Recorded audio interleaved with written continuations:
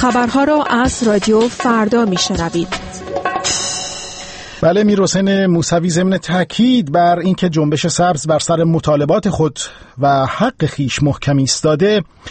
گفته است که درباره مراسم چهارشنبه سوری با اشاره به تلاش مخالفان جنبش سبز برای بدنامی آن در این روز، خواستار خودداری سبزها از مراسمی است که باعث اذیت و آزار مردم می شود. اما در همین باره بهروز کارونی با علی کشتگر فعال سیاسی هم گفتگویی کرده. بشنویم. نکته که مهندس موسوی اینجا اشاره میکنه همین مسئله است که در شرایط سرکوب شدید نظامی که حکومت کودتا اعمال میکنه چگونه میشه کار سازماندهی جنبش سبز رو ادامه داد و به این اعتبار توجه داره به مسئله سازماندهی و میدونه که شرط ادامه جنبش سبز و گسترش و تعمیر جنبش سبز سازماندهی است و سازماندهی در این شرایط چگونه میتونه پیش بره. ایشون رو همین مسئله که تجربه های 7-8 ماه رو مرور میشه کرد اشاره میکنه که هر فردی بایستی خودش هم به عنوان فعال جنبش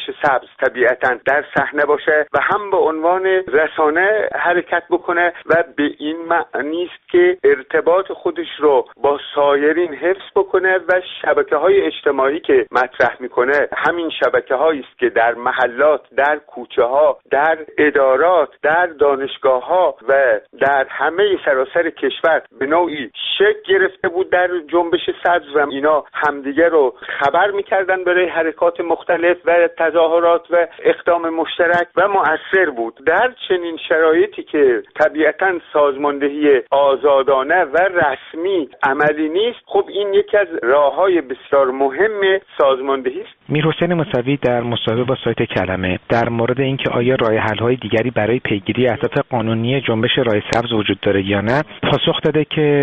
هم در صورت امکان است خیابان‌ها به صورت مسالمت‌آمیز و قانونی استفاده می‌کنیم و هم همه امکانات قانونی دیگر. به نظر شما امکانات قانونی دیگر چه چیزایی میتونه باشه که میرحسین موسوی به اونها اشاره کرده؟ راهکارهای قانونی طبیعتاً به غیر از مسئله اجتماعات راه‌های مختلفی که همه این راه‌ها بسته شده. هم حق ایجاد رسانه از اپوزیسیون گرفته شده، حق اجتماعات گرفته شده، هم جلوی احزاب و تشکیلات گرفته شده. تمام این راه‌های قانونی رو مسدود کردن و بایستی در آینده جنبش سبز به راه‌های مختلف برای مقابله به استبداد از جمله به اعتصابات هم فکر بکنه. من البته دقیقاً نمیدونم در ذهن آقای مهندس موسوی چی میگذشته، اما طبیعتاً جنبش سبز در ادامه مبارزه برای حقوق مردم، همینجوری که آقای مهندس موسوی هم اشاره کردن که بایستی به خواسته‌های لایه‌های مختلف جامعه، طبقات مختلف جامعه، به خصوص طبقه کارگر، معلمان، به جنسیت‌ها اشاره کردن، به حقوق زنان، تمام این مسائل و هم بایستی به این خواسته ها توجه بکنه جنبش سبز، هم این افشار و لایه‌ها اگر آمادگی اعتصاب داشته باشن، جنبش سبز باید خودشو برای هدایت اعتصابات این لایه‌های اجتماعی برای تحقق خواسته ها آماده بکنه. نکته‌ای که شما بهش اشاره کردین، تاکید میرحسین موسوی بر لزوم برآورده کردن خواسته‌های اقشار گوناگون جامعه ایران، معلمان، کارگران، زنان، دانشجویان هست و همچنین سایر اقشار و اینکه نباید با اونها به خاطر اینکه خواستشون رو مطالبه میکنن برخورد صورت بگیره. به نظر میرسه که در بیانیه‌ها و سخنان آقای موسوی توجه به مطالبات اقتصادی مردم بیش از پیش جا داره باز میکنه. به نظر شما این ناشی از چه ضرورتی هست؟ دلیل این توجه بیش از پیش آقای موسوی به این موضوع چیه؟ مهندس موسوی در جریان هستن که ماهاست که برخی از کارگران حقوق خودشون نگرفتن و میدونیم که اعتراضاتی هم در این موارد شروع شده در نقاط مختلف کشور. مدیریت اقتصادی کشور وضع رو به گونه‌ای پیش برده و هر لحظه میتونیم شاهد وخامت بحران اقتصادی در عرصه تورم و گرانی باشیم، چه در عرصه بیکاری باشیم، چه در عرصه تعطیلات کارخانجات باشیم، چه در عرصه